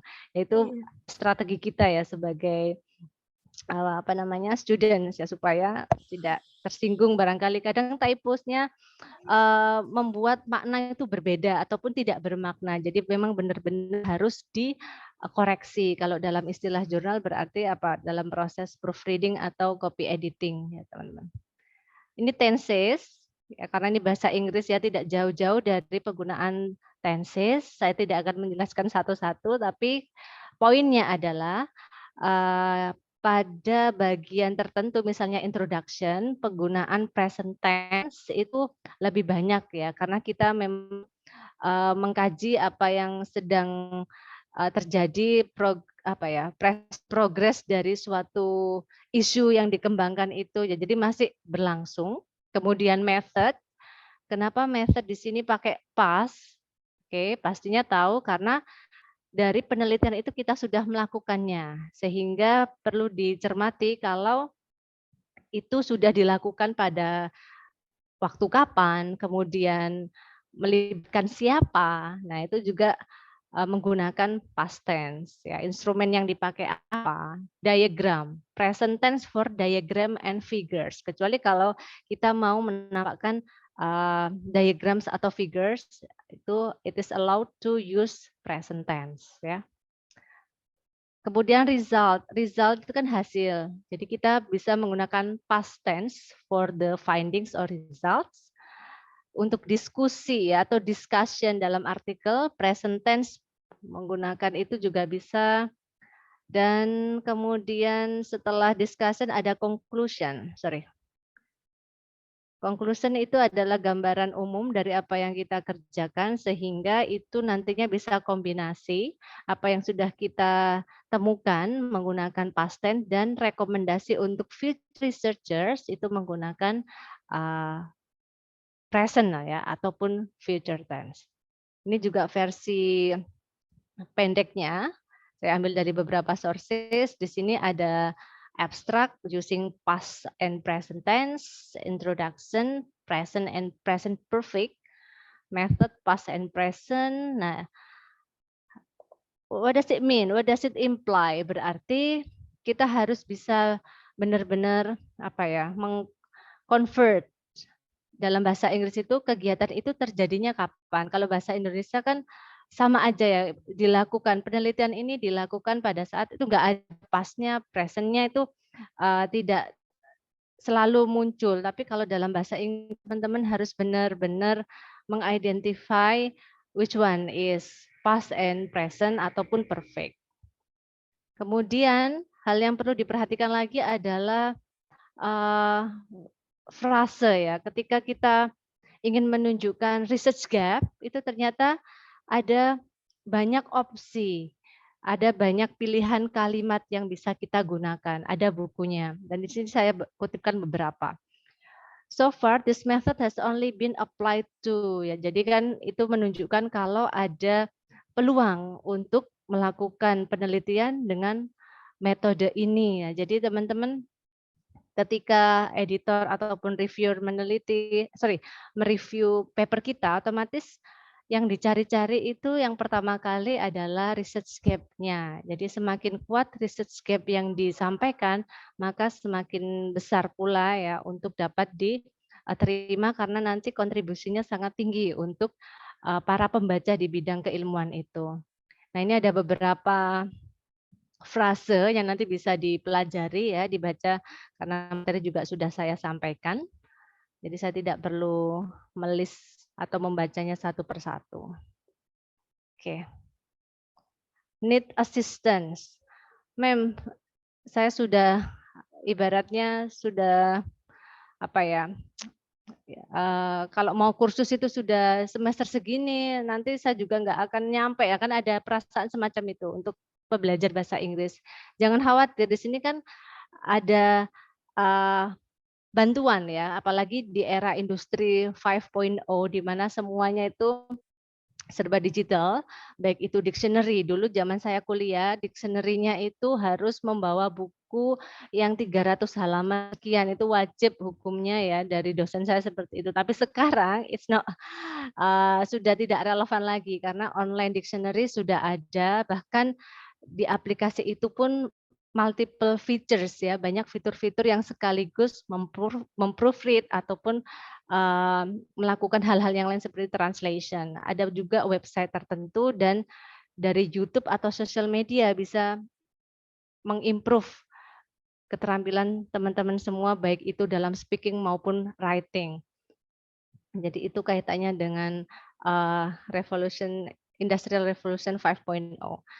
Kemudian ini ada lagi ya yang bisa diterapkan ketika kita tidak yakin apakah tulisan kita sudah memenuhi standar atau belum, yaitu melakukan peer editing, yaitu saling mengedit ya, saling membaca dengan temannya ataupun dengan gurunya ataupun dengan koleganya.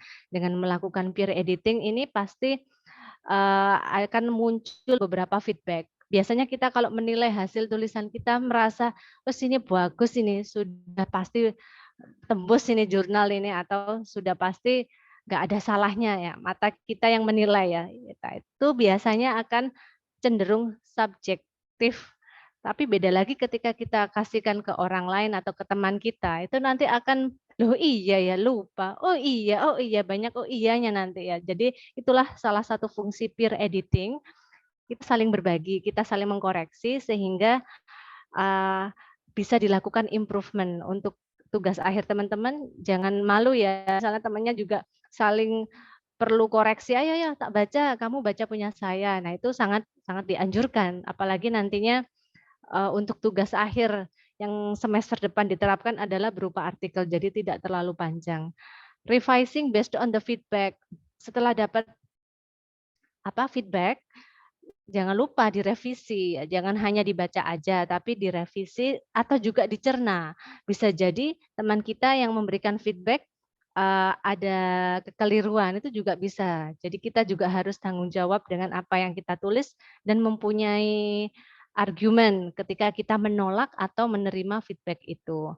Cross-checking the revision, kemudian submitting the final draft. Ini konteksnya ketika kita submit artikel proceeding atau jurnal ya.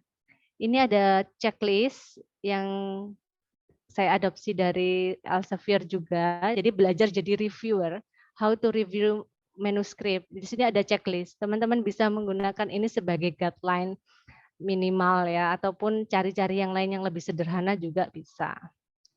Oke, selanjutnya sudah punya manuskrip, sudah di peer editing oleh teman. Nah, masih belum puas juga. Masih kepingin yang bahasa Inggrisnya excellent ya misalnya, atau Bapak Ibu dosen yang juga kepingin seperti itu. Ada kalanya kita juga butuh ya proofreading service Ketika kita berikan ke teman, sometimes mereka tidak punya waktu, mungkin ya karena kesibukan kerja ataupun yang lainnya. Itu ternyata ada professional service yang bisa menjembatani. Nah, tidak ada salahnya kita juga bisa mengirimkan artikel kita untuk dapat dicekkan di sana. Salah satunya, this is not promotion, tapi salah satu yang sudah berlangsung dan banyak juga penggunanya adalah Proofers ya, proofers.co.uk. Nah, ini mungkin bisa diterapkan. Mahal bayarnya, misalnya seperti itu. Nah, kan ini adalah kolaborasi ya. Jika nanti tugas akhirnya kolaborasi dengan dosennya, ya bisa dinegosiasikanlah dengan dosen pembimbingnya supaya hasilnya sangat memuaskan. Karena juga kita punya keterbatasan teman-teman, we are not native speaker, dan it will be very helpful for you kalau ada native speakers proofreading ya. Explore more assistant. Mau saya cek sendiri mem dengan beberapa aplikasi itu juga bisa. Kita punya Grammarly, Gingers, dan juga Quillbot sebagai paraphraser itu juga bisa. Jadi sangat banyak aplikasi, tinggal teman-teman mau nggak bergerak mencari itu ya di online sources-nya, itu semuanya ada, baik yang premium ataupun yang biasa, yang free ya, yang tidak berbayar. Oke, ini the last one, the last slide from me. Please read the list below and underline which one is your focus, which one is more important, speaking or writing skill for research dissemination, which one is more visible to disseminate research result, which one is more effective as your assistant for your English skill development, when will I join international conference for my research dissemination. Kenapa saya tulis internasional? Karena di sini from international conference you can use your English ya. What journal will I select for publishing my research report? What feedback do my audience or reviewers say on my research dissemination? Jadi ini semacam self evaluation for you yourself, tidak perlu dijawab loudly di sini, tapi cukup dikoreksi aja selama ini apa sih yang masih perlu dikembangkan dari teman-teman semua. Alright, I think that's it ya. Saya rasa cukup. Thanks for participating. Never stop to share and develop our insightful ideas through research dissemination. Wassalamualaikum warahmatullahi wabarakatuh. Bu Indah, back to you. Terima kasih Bu Vika atas materinya, sangat lengkap sekali ya. Jadi kalau bisa saya ringkas, mohon izin saya ringkas ya Bu Vika terkait materi yang disampaikan baru saja. Ini lebih ke teknis ya Bu ya, untuk mahasiswa ketika Anda sudah akan mengerjakan skripsi dan sudah menyelesaikannya, Anda akan punya kewajiban ya untuk mempublikasikannya atau mempresentasikannya baik di depan dosen ataupun pada seminar nasional ataupun seminar internasional. Jadi ketika Anda harus berbicara menggunakan English ya, berbahasa Inggris. Nah, ini pesan dari Bu Vika bahwa Anda harus mempunyai speaking skill yang bagus, kemudian percaya diri ya, itu poinnya adalah percaya diri. Sekalipun Anda berbahasa Inggris kurang baik, tapi kalau ketika Anda membawakannya dengan rasa yang percaya diri, itu nanti akan mengalir begitu saja nih, Bu Vika. Ya baik teman-teman, karena dua narasumber. Apa namanya ini kan ya? Ya, Mas Sahrul? Ada yang mau ditanyakan? Oh ya, tidak. Ya, ini karena pemaparannya sudah selesai, saya buka ya sesi tanya jawab. Barangkali ada teman-teman yang ingin bertanya kepada dua narasumber kita hari ini. Silakan.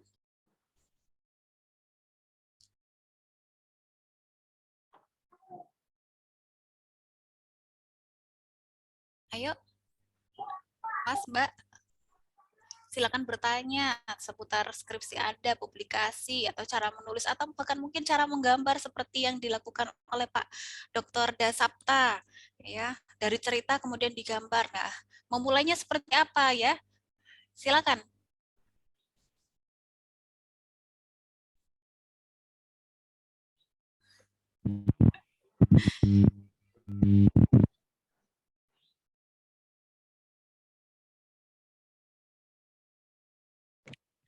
belum ada yang nanya.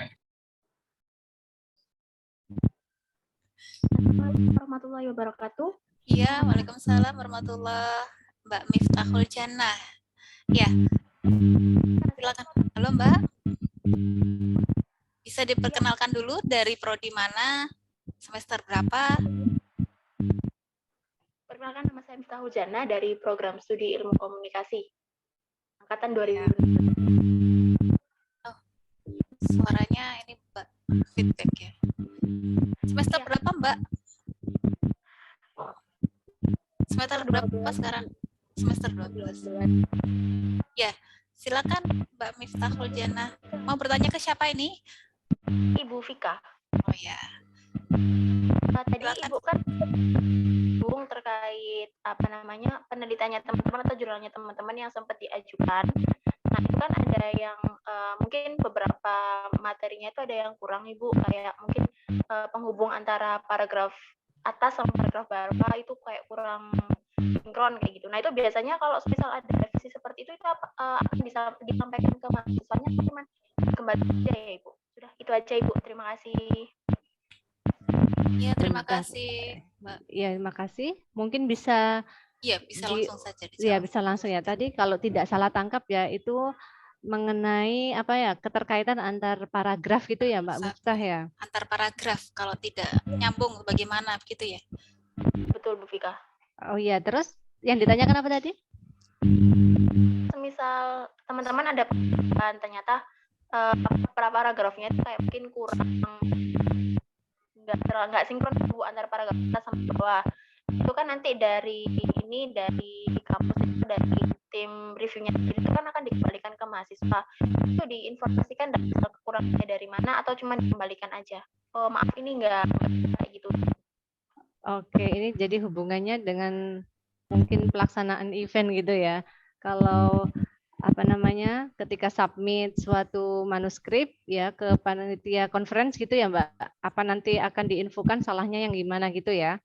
Itu berarti berhubungan dengan coherence ya, cohesion and coherence. Nah, itu kalau menurut saya sih seharusnya ya diinfokan ya, ketika itu keterbacaannya juga kurang baik, maka nanti juga akan mempengaruhi kualitas artikelnya. Jadi saran saya sih harus diperhatikan juga, harus dicek juga bagaimana antar paragraf itu bisa terkonek dengan baik, perpindahannya bisa bisa flow gitu ya, bisa lancar semacam itu. Itu Mbak Jana. Atau mungkin ada yang mau diperjelas, silakan. Sudah cukup Mbak Jana? Sudah cukup jelaskah? Mbak Jana sudah submit di mana? Apa itu? Sudah submit di mana? Submitnya belum Ibu, ini masih ini aja dicek paragraf, maksudnya. Oh ya. Oke, jadi diantisipasi aja ya, diantisipasi tulis tulis artikel Anda yang terbaik lah, intinya seperti itu, dari perpindahan paragraf ataupun dari spellingnya ataupun dari sisi organisasinya. Jadi intinya ketika Anda mau submit baik itu di proceeding nasional atau internasional ataupun jurnal, baca guideline-nya ya, author guideline-nya. Insya Allah dengan membaca itu nanti bisa memenuhi kriteria minimal dari yang diinginkan oleh tim panitianya. Begitu ya, Mbak? Baik. Oke. Ya. Waalaikumsalam warahmatullahi wabarakatuh. Terima kasih Mbak Jana. Ya, mungkin ada yang lain teman-teman, silakan.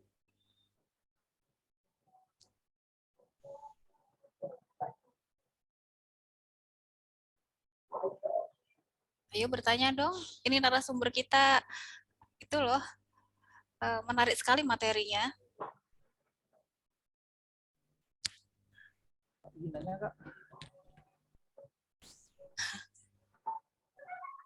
Jangan hanya nanya absensi.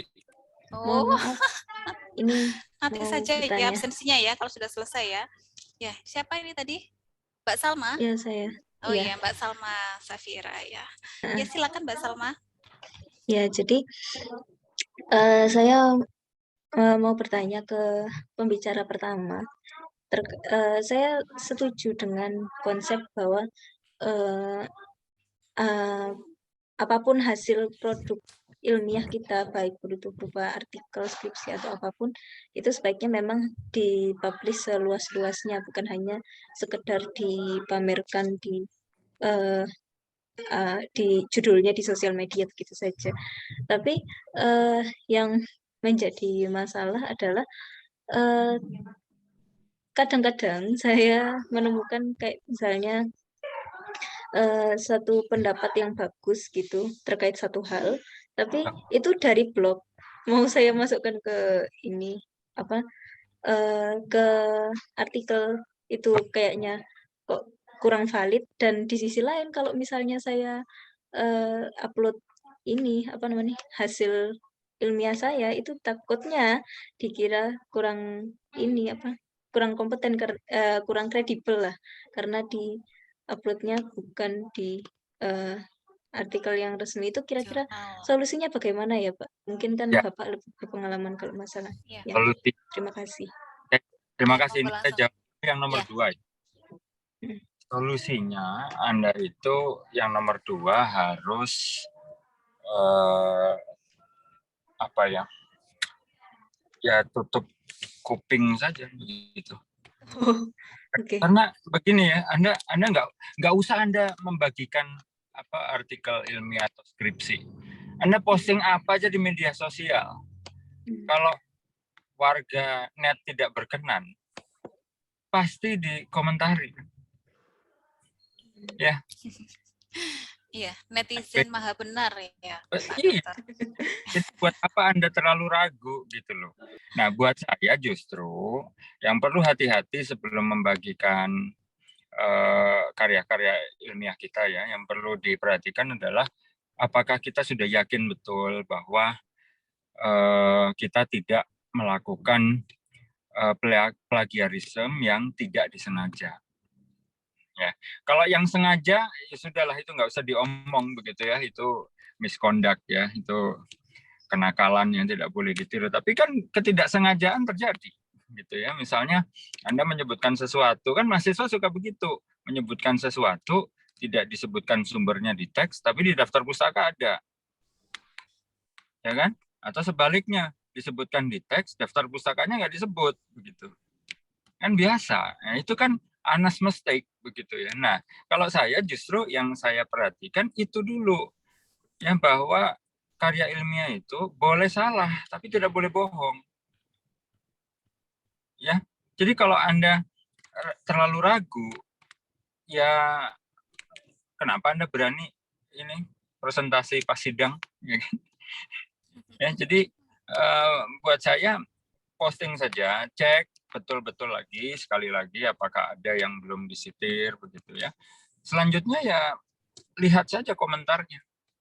Kalau komentarnya tidak berdasar, lupakan. Tapi kalau komentarnya baik, misalnya ingin agar skripsi kita lebih baik atau paper kita lebih baik, ya kenapa tidak diterima? Bahkan ketika ada yang menyalahkan, ya perhatikan. Bahkan kalau ada yang menyalahkan, kalau yang menyalahkan itu sama-sama punya kultur akademik yang baik, tidak akan Anda ditunjuk-tunjuk, cara bukan dimarahi gitu.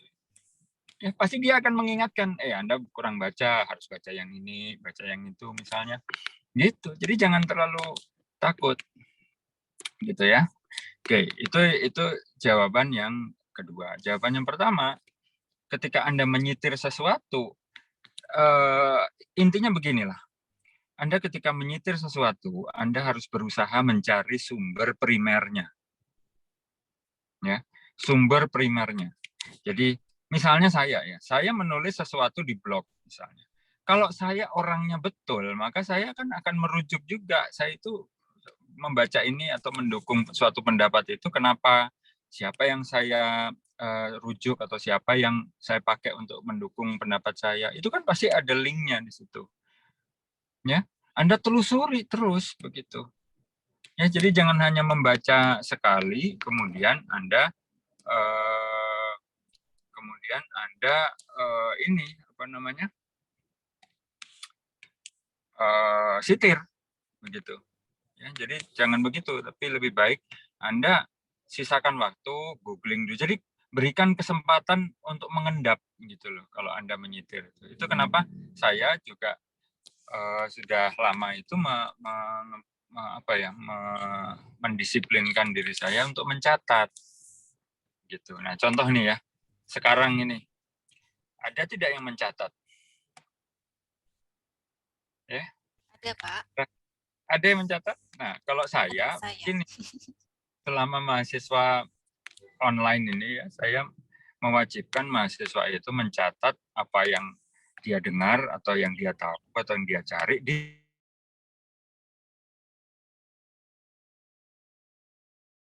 chat. Ya, jam tuh bisa 200 chat begitu. Nah, itu kan cara kita untuk belajar juga dari orang lain gitu.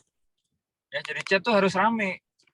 Kalau Anda ikut konferensi di luar negeri, chat itu lebih rame dibanding pembicaraan di forum resmina gitu. Nah, yang begitu-begitu kan harus di ini ya. Jadi intinya ketika menyetir itu Anda harus memberi kesempatan untuk ini diindapkan. Jadi Anda harus juga berupaya mencari rujukan primernya. Nah, itu saja. Ya, itu yang penting, Mbak Salma. Jadi jangan terlalu takut juga. Ya, terima kasih Pak Erwin. Bagaimana Mbak Salma, sudah jelas ya? Sudah jelas jawaban Iya, dari Pak sudah Dr. jelas. Ya, sudah jelas. Ya. Oke, saya buka untuk teman-teman yang lainnya. Barangkali ada yang mau ditanyakan. Pak Dika, ini acaranya sampai jam berapa ya? Sampai jam berapa? Kalau sudah bisa Ya, tidak ada yang bertanya lagi, teman-teman. Berarti sudah jelas ya? Mudah-mudahan sudah jelas ya. Mudah-mudahan teman-teman ini bisa menyaring ya atau meringkas dari materi yang disampaikan oleh Pak Dr. Erwin dan juga Bu Dr. Vika. Baik, saya ringkas dari penjelasan kedua narasumber kita hari ini. Yang pertama dari Pak Dr. Erwin, beliau menyampaikan bahwa apapun yang kita lakukan, riset ataupun pengamatan di lapangan itu alangkah baiknya kalau kita bisa tuangkan dalam sebuah tulisan ataupun gambar yang bisa dibaca oleh banyak orang sehingga kita bisa berbagi pengetahuan kita tidak hanya pada lingkup yang kecil tapi bisa lingkup yang lebih besar lagi ya, lebih bermanfaat keilmuan kita. Dan pesan dari Dr. Erwin, percaya diri ya terhadap apapun yang kita tulis. Yang penting kita tidak bohong dari apa yang sudah kita lakukan ya, atau yang riset kita. Penelitian atau hasil dari karya ilmiah itu boleh salah tetapi tidak boleh berbohong. Terutama data-datanya ya, jangan menipu data-data atau data-data yang tidak valid. Ya.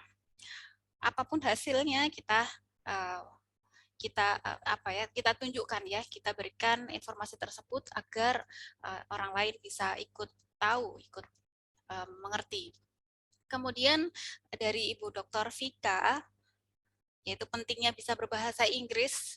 Jadi kita memang perlu ya untuk belajar berbahasa Inggris, di mana ketika teman-teman mengerjakan skripsi, apalagi jurnalnya, ketika dosen meminta untuk menggunakan jurnal internasional ya, yang bereputasi di mana semuanya menggunakan bahasa Inggris, nah disinilah pentingnya penggunaan atau kepemahaman kita terhadap bahasa Inggris. Ya, dengan bisa berbahasa Inggris kita bisa mengerti isi jurnal, kita bisa menambah banyak bacaan kita atau referensi ya, bisa menulis dan merespon. Dan yang paling penting adalah kita bisa mempublish pada jurnal yang bereputasi. Nah, itu menjadi sebuah kebanggaan ya. Baik, itu saja yang bisa saya ringkas dari kedua materi kita hari ini. Mudah-mudahan semua bermanfaat untuk teman-teman dan menjadi bekal bagi teman-teman untuk menyelesaikan dan publishing dari kegiatan riset atau skripsi kalian. Baik, saya akhiri. Mohon maaf atas kekurangan saya. Assalamualaikum warahmatullahi wabarakatuh. Saya kembalikan ke Mbak Wiwi. Terima kasih Pak Dr. Erwin, Ibu Vika. Baik, terima kasih atas pemaparan materinya. Semoga bermanfaat bagi kita semua. Mari kita tutup acara pada siang hari ini dengan membaca hamdalah bersama. Alhamdulillahirabbil Alamin. Sekian, wassalamualaikum warahmatullahi wabarakatuh. Waalaikumsalam warahmatullahi wabarakatuh. Terima kasih semuanya teman-teman. Terima kasih Pak Dokter. Terima kasih Bu Dokter Vika. Pak Dokter Erwin sedang di perjalanan, Je. Saya itu Hati-hati di jalan loh, Pak. kalau nunggu duduk itu saya sulit bilang iya. Jadi lebih bilang iya. Terus saya mikir gimana caranya begitu. Ya selama 2 tahun ini ya begini ini. Oke, hati-hati Pak di perjalanannya. Oke, makasih ya Bu. Sami-sami. Nggih, sami-sami Pak Dokter, Edwin, matur nuwun. Assalamualaikum. Waalaikumsalam. Warahmatullahi wabarakatuh.